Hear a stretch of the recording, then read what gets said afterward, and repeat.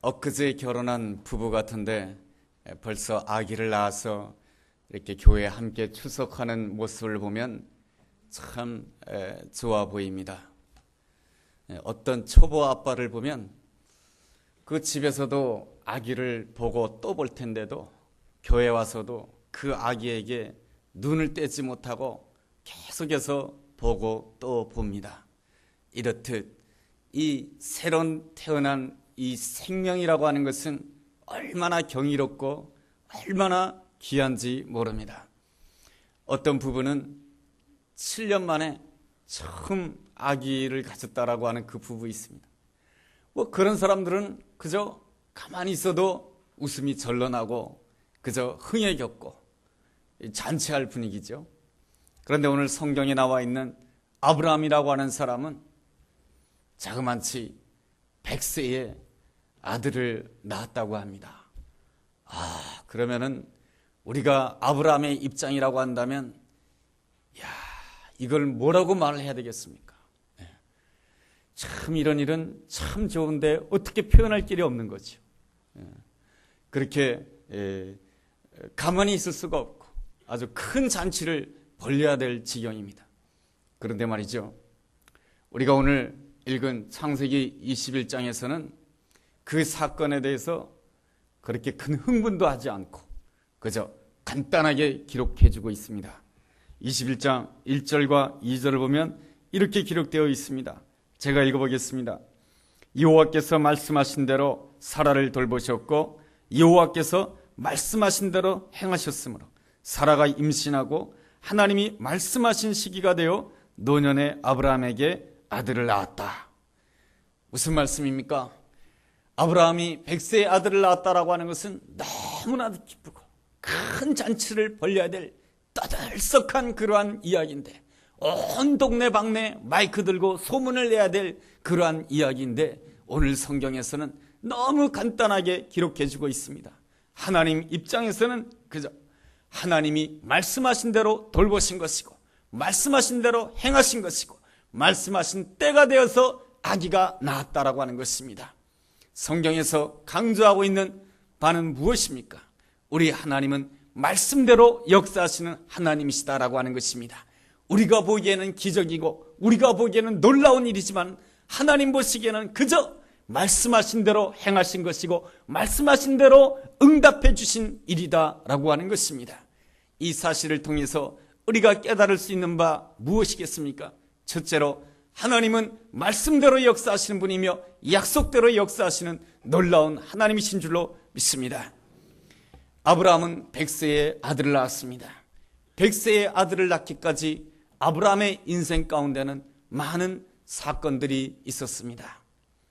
하나님께서 아들을 주시마 약속해 주셨지만은 그 약속이 속히 이루어지지 아니하자 그 마음이 지치기도 하고 낙심이 되기도 하고 하나님을 믿어도 뭐가 좋은 일이 있는가, 신앙에 대한 회의감을 가지기도 하였습니다. 그 가운데 아브라함은 마음이 조급한 나머지 성급하게 하갈을 취하게 되고 하갈을 통해서 이스마엘을 낳게 됩니다. 그 일로 인하여 가정에 어려움이 생기고 상처가 생기고 문제가 생겼습니다. 우리는 힘들고 어려울 때에 하나님이 침묵하시는 것 같습니다. 그렇지만 시편 121편은 우리에게 분명하게 약속해 주고 있습니다. 이스라엘을 지키시는 하나님께서는 결단코 졸지도 아니하시고 주무시지도 아니하신다라고 하는 것입니다. 우리가 자녀를 낳을 때에 그 자녀를 위해서 아름다운 계획을 가지길 원합니다. 그리고 그 자녀에게 아름다운 계획이 이루어지도록 부모는 나름대로 열심으로 노력합니다. 우리가 예수님을 영접함으로 인하여 하나님이 나의 아버지가 되지 않았습니까? 하나님이 나의 아버지가 되고 내가 하나님의 자녀가 되었다라고 한다면 그 순간부터 하나님께서는 나를 위해서 놀라운 계획을 가지고 놀라운 열심으로 나에게 역사하고 계신 줄로 믿습니다. 우리가 생각하기에는 내가 힘들고 지치고 내 생에 아무것도 되는 일이 없으니까 하나님은 침묵하시는 것 같지만은 그 가운데서도 우리 하나님께서는 나를 지켜보시고 나와 함께 하시고 하나님의 열심으로 나를 위해서 역사하고 계신 줄로 믿습니다. 우리가 이 사실을 확실히 볼 수 있다라고 한다면 믿음을 가질 수가 있는 것이죠. 우리가 이 사실을 확실히 붙잡을 수 있다고 한다면 우리는 어떠한 형편 가운데서도 마음의 평강을 누릴 수 있는 줄로 믿습니다. 우리는 기다리는 것이 힘든 이유가 무엇입니까? 그것은 시간을 생각할 때 숫자로만 생각하기 때문에 그렇습니다. 내가 예수를 믿은 지 1년이 되었는데도 아무 일이 안 생기네. 5년이 되었는데도 아무런 좋은 일이 생기지 않네. 우리는 숫자 개념으로 생각하지만은 우리 하나님께서는 시간을 보실 때 질적으로 보십니다. 질적으로 보신다라고 하는 것은 하나님께서는 전체로 보신다라고 하는 것입니다. 하나님께서는 이 노철교 목사를 선택하실 때 이 노철교 목사의 처음부터 마지막 순간까지 다 알고 계시는 놀라우신 하나님이신 줄로 믿습니다. 우리에 대해서도 마찬가지인 것이죠. 하나님께서는 우리를 보실 때 인생 전체를 보시고 역사해 주시는 하나님이신 것입니다. 우리가 생각하기에 하나님께서 아브라함을 75세에 부르셨습니다. 아니, 하나님이 나를 부르시려면 좀 더 이른 나이에, 좀 어린 나이에 날 부르셨으면 얼마나 좋을까? 그런데 이렇게 나이 많이 들어서 75세에 나를 부르실까? 아닙니다.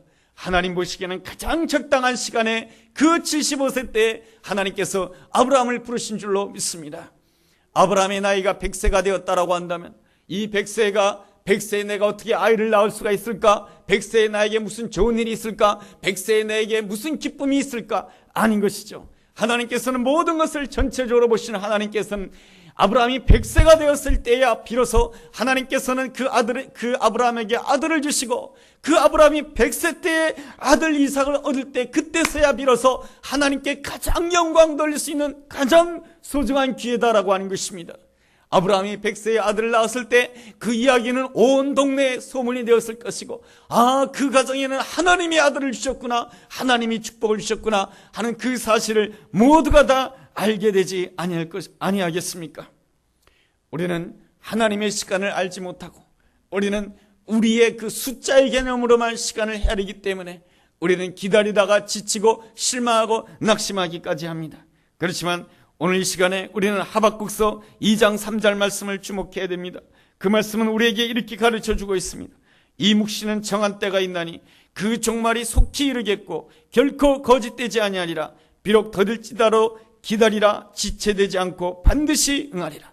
지체되지 않고 반드시 응할 것이다 라고 약속해 주고 있습니다. 그러므로 우리는 하나님의 말씀을 들을 때, 우리가 하나님의 말씀을 읽을 때 이 말씀 가운데 내 마음 가운데 부딪혀오는 말씀이 바로 하나님이 나에게 주신 약속인 것입니다. 그러므로 여러분들, 내 마음이 힘들고 어려울 때일수록 우리는 더욱더 말씀의 귀를 기울여야 되는 것입니다. 그리고 말씀을 읽어야 되는 것입니다. 우리가 말씀을 읽을 때 그 말씀을 통해서 하나님께서는 나에게 반드시 약속을 주실 것이며 하나님께서는 반드시 정하신 때에, 늦지도 않은 때에, 빠르지도 않은 그때에 그 하나님의 약속을 반드시 이루어줄 줄로 믿습니다. 이것이 바로 약속대로 사는 바로 하나님의 백성의 진정한 모습인 줄로 믿습니다. 둘째로, 하나님께서는 우리에게 약속으로 축복해 주실 때에 대가를 요구하기도 하십니다. 하나님께서는 아브라함에게 아들 이삭을 주셨습니다. 이삭이 태어나니까 그동안 누가 귀용을 받았습니까? 이삭 이전에 이스마엘이 귀용을 받았을 것입니다. 그런데 동생 이삭이 태어나니까 온 집안 사람들이, 아브라함의 가정에 사는 가족뿐만 아니라 그 식솔들, 종들까지 모두가 다 이삭만 쳐다보고 있습니다. 그러니까 이스마엘이 이삭을 보면서 조롱하기도 하고 시기하고 질투하기도 합니다.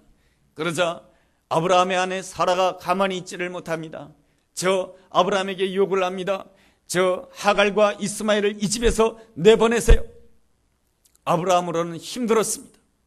그래도 이때까지 이삭이 태어나기 이전까지 이스마엘은 내 아들이요, 이스마엘은 내 기쁨이며 이스마엘은 나의 즐거움이었습니다. 그런데 그 하갈과 이스마엘을 내어보내야 된다니 너무나도 힘든 마음이었습니다. 그렇지만은 하나님께서 그에게 말씀을 해 주셨습니다.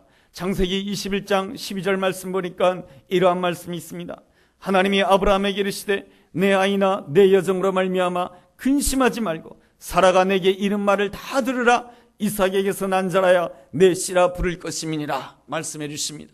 사라의 말대로 그 하갈과 이스마엘을 내보내라고 합니다.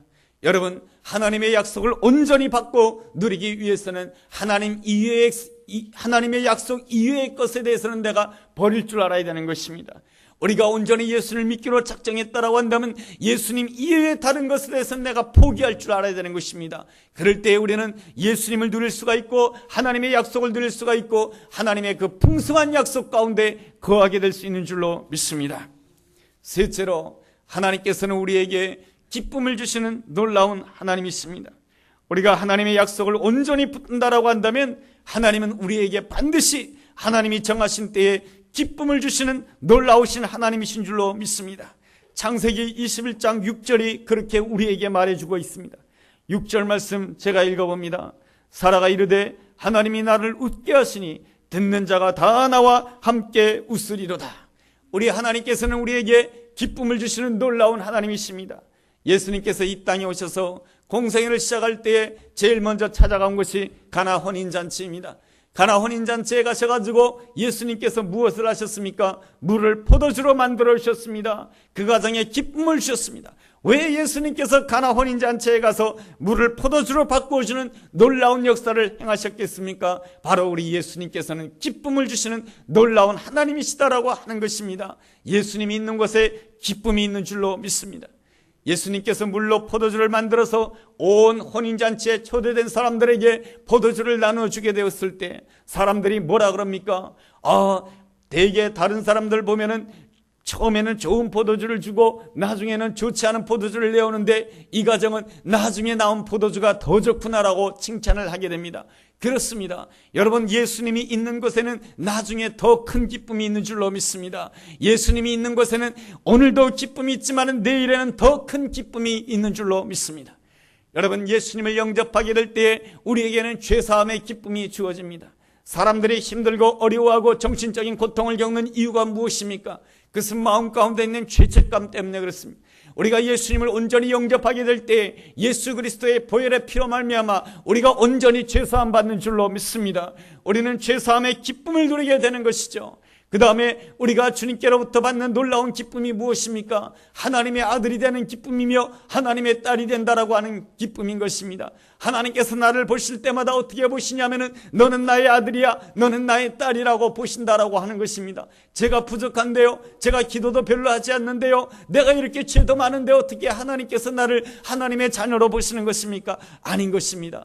우리가 예수 그리스도를 영접하게 될 때 어떤 일이 일어나는지 아십니까? 예수 그리스도로 옷 입는 자가 된다라고 하는 것입니다.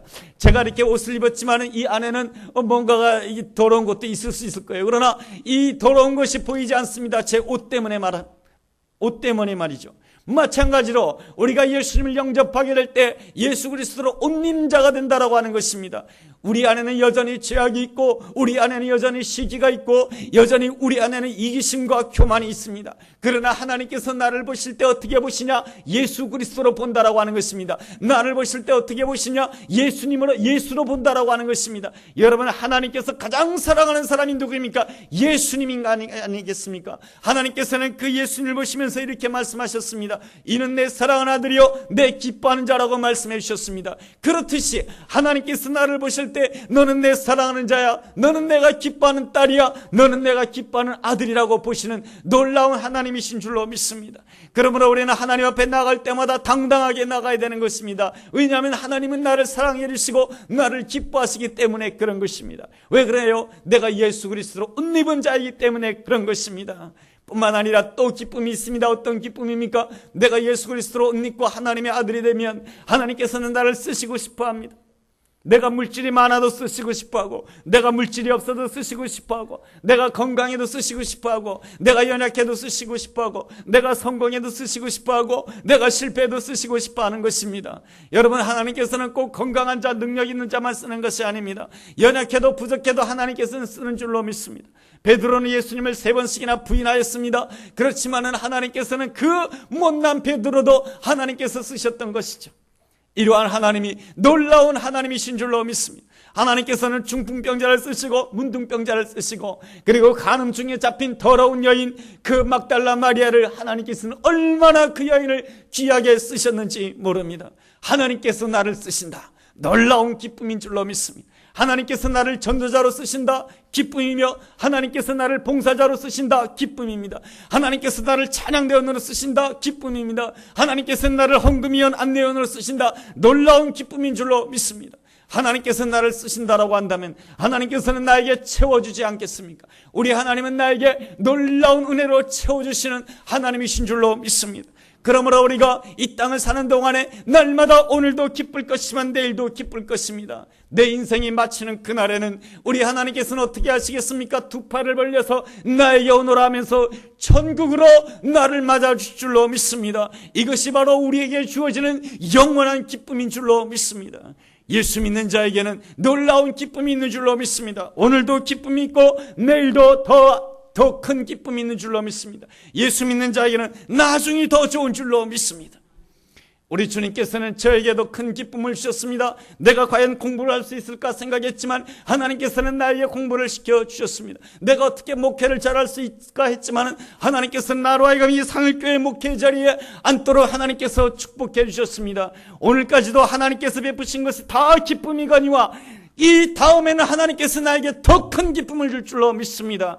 여러분, 이러한 사실을 믿음으로 확실하게 고백하게 될 때 오늘의 기쁨보다 나중의 기쁨이 더 클 줄로 믿습니다. 나중의 기쁨이 더 큰 우리 모든 성도님들 되시기를 주의 이름으로 축원합니다. 넷째로, 하나님께서는 말이죠, 우리의 손이 미치지 않는 곳에서도 하나님께서는 역사하시기를 원하신 분이 우리가 섬기는 놀라우신 하나님이십니다. 여러분, 아브라함은 하나님의 명령에 따라서 하갈과 이스마엘을 내보내게 됩니다. 하갈과 이스마엘이 아브라함의 울타리 가운데 있다라고 한다면 하갈과 이스마엘이 먹고 사는 문제에 대해서 전혀 걱정이 없을 것입니다. 그런데 하나님께서 그 하갈과 이스마엘을 내보내라고 합니다. 하갈과 이스마엘은 광야를 헤맬 수밖에 없었습니다. 광야를 헤매다가 이스마엘이 목이 타가지고 울게 됩니다. 먹을 것이 없다고 괴롭게 됩니다. 그럴 때에 하나님께 부르짖게 되는 것이죠. 그럴 때 하나님께서 어떻게 해주셨습니까? 울면서 하나님 앞에 부르짖을 때에 말씀으로 역사하셨고, 말씀으로 역사하실 때 하나님께서 그의 가정에 응답해 주셨습니다. 그것이 창세기 21장 17절 말씀입니다. 제가 한번 읽어보겠습니다. 하나님이 그 어린아이의 소리를 들으셨으므로 하나님의 사자가 하늘에서부터 하갈을 불러 이르시되 하갈아 무슨 일이냐 두려워하지 말라. 하나님이 저기 있는 아이의 소리를 들으셨나니 일어나 아이를 일으켜 내 손으로 붙들어 그가 큰 민족을 이루게 하리라 하시니라. 하나님이 하갈의 눈을 밝히셨으므로 샘물을 보고 가서 가죽 부대에 물을 채우고 그 아이에 마시게 하였더라. 하나님이 그 아이와 함께 하심에 그가 장성하여 광야에 거주하며 활 쏘는 자가 되었다라고 말씀해 주고 있습니다. 하갈과 이스마엘은 아브라함의 손을 이미 떠난 사람입니다. 내 손이 미치지 않는 곳이다라고 하는 것입니다. 그렇지만은 그 아브라함이 그 하갈과 이스마엘을 내보낸 다음에 얼마나 하나님 앞에 기도하였겠습니까? 하나님 그들을 보살펴달라고 기도하였고, 하갈이 고통 가운데 하나님 앞에 울면서 부르짖게 되었을 때 그 하갈에게 말씀이 들려지기 시작하였습니다. 말씀이 들려지는 그 순간부터 어떠한 역사가 일어나는 것입니까? 눈이 밝아졌다라고 하는 것입니다. 그전에는 샘물이 보이지 않았는데 눈이 밝아짐으로 인해서 샘물이 여기 있구나 발견하게 되는 것이고, 내가 길이 보이지 않아서 힘들고 어려웠을 때 눈물을 흘리면서 하나님 앞에 부르짖었는데 그 가운데 말씀이 들려지기 시작하는 그 순간에 내 눈이 밝아지게 되고 없던 길이 보여지게 되고 모든 문이 닫혔었는데 눈이 밝아짐으로 인해서 문이 열려졌다라고 하는 것입니다. 이 놀라운 역사가 우리 가운데도 일어나게 될 줄로 믿습니다. 우리는 자녀를 기르라고 애를 썼는데 나의 자녀가 어느 날 사춘기가 되면서 생각이 달라지고 행동이 달라지게 됩니다. 내 손이 그 아이에게 미치지 않습니다. 이제는 내가 그 아이에게 말을 해도 그 아이는 들으려고 하지 않습니다. 내 손이 미치지 않습니다. 내 나름대로 이때까지는 사업을 열심히 하고 직장생활을 열심히 하는데 점점 어려워져 가지고 끝없는 나락으로 떨어지는 것 같습니다. 그 나락의 끝이 내 손이 닿지 않습니다. 내 손이 닿는다라고 한다면 내 손으로 그 사업을 일으키고 그 직장을 일으킬 때인데 내 손이 닿지 않는다라고 하는 것입니다. 여러분, 이럴 때 어떻게 해야 되겠습니까? 오늘 말씀은 우리에게 위로를 주시고 우리에게 격려를 주시고 힘을 주시는 놀라운 하나님의 말씀인 줄로 믿습니다. 아브라함의 손이 미치지 않는 곳이었지만은 하나님께서는 그 하갈에게 역사해 주시고 이스마엘을 축복해 주시고 하갈의 눈을 밝혀 주심으로 인하여서 샘물을 발견하게 하시고 축복의 길을 발견하도록 하나님께서 역사해 주셨습니다. 그렇다라고 한다면 우리도 이 말씀처럼 아브라함처럼 우리가 하나님의 약속의 말씀을 온전히 붙들고 말씀이 내 귀에 들린다라고 한다면 내 손에 미치지 않는 그곳에서도 하나님 보시기에 아름다운 길이 열 것이며 축복의 문이 열려지게 될 줄로 믿습니다. 이것이 바로 하나님께서 오늘 창세기 21장을 통해서 약속을 붙들고 약속을 의지하며 눈물 뿌리며 기도하며 내가 하나님의 말씀을 듣기를 원합니다 하면서 이 말씀을 사모하며 말씀을 먹는 자에게 주시는 아름다운 축복인 줄로 믿습니다. 이 아름다운 축복이 우리 모두에게 이 한 주간 동안에도 우리의 남은 삶에도 함께하게 되기를 주의 이름으로 축원합니다. 기도하겠습니다. 약속대로 역사하시는 하나님 아버지, 주님이 있는 곳에 진정한 기쁨이 있고 주님이 있는 곳에 내일에 더 큰 기쁨이 있는 줄로 믿습니다. 내가 어떠한 형편 가운데 있다 할지라도 낙심하지 않고 오직 눈물로 하나님 앞에 부르짖는 가운데 말씀 듣기를 원합니다. 말씀이 듣는다라고 한다면 내 눈이 열려질 것이며 하나님께서 예배해 놓으신 은혜와 축복을 누리게 될 줄로 믿습니다. 그러한 축복으로 하나님께 영광 돌리는 복된 하나님의 사람 되게 하여 주옵소서. 예수님의 이름으로 기도했습니다. 아멘.